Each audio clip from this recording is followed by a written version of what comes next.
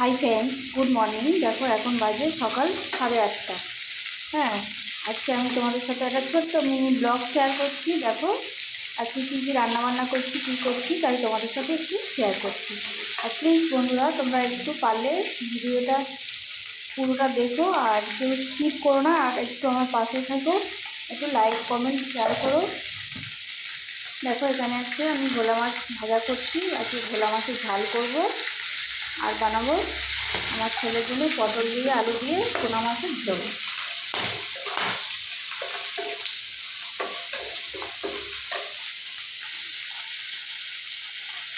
দেখো আমার ছেলের ঝোলের মধ্যে দিয়েছি জাস্ট একটু জিরে গুঁড়ো, একটু হলুদ গুঁড়ো আর একটু আদা বাটা।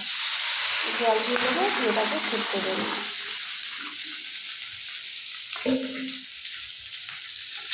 আর এখানে দেখো আমার মাছটা ভাজা হয়ে গেছে, প্রায় মাছটা ভাজা হয়ে গেছে। এবার আমি মাছটা তুলে মাছের ঝোল করবো, মাছটা ঝাল করবো।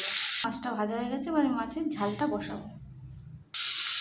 এখানে আমি পেঁয়াজ, রসুন আর টমেটোটা বেটে নিয়েছিলাম। দেখো পেঁয়াজ রসুন আর টমেটো বাটাটা দিয়ে এটা ভালো করে লাল লাল করে ভেজে নেবো। এর মধ্যে একটু দিয়ে দেবো আদা বাটা।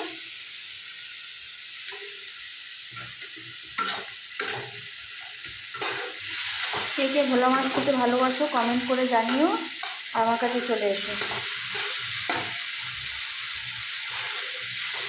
আর তোমরা কে কে কেমনভাবে ভোলা মাছ রান্না করো, ভোলা মাছের রেসিপি বানাও, আমাকে জানাবে। হ্যাঁ, আমি তাহলে তোমাদের মতো বানাতে পারবো।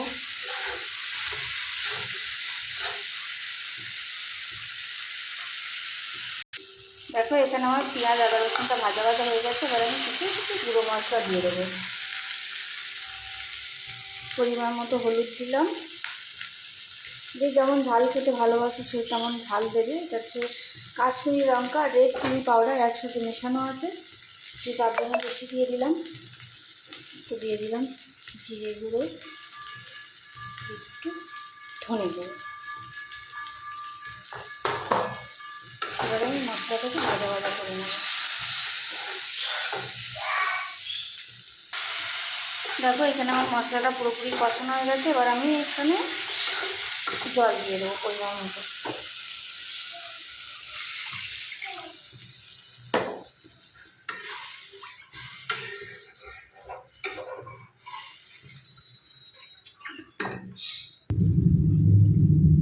দেখো ফ্রেন্ডস, এখানে আমার মাছের ঝালটাও হয়ে গেছে আর আমার ছেলের মাছের ঝোলটাও হয়ে গেছে। হ্যাঁ, প্লিজ তোমরা একটু ভিডিওটা কেউ স্কিপ করো না, ভিডিওটা পুরো দেখো, একটু আমার পাশে থেকো আর লাইক কমেন্ট শেয়ার করো। ভিডিওটা এই পর্যন্ত তোমাদের সাথে শেয়ার করলাম। টাটা বাই, তোমরা সবাই ভালো থেকো, আমরাও সবাই ভালো আছি।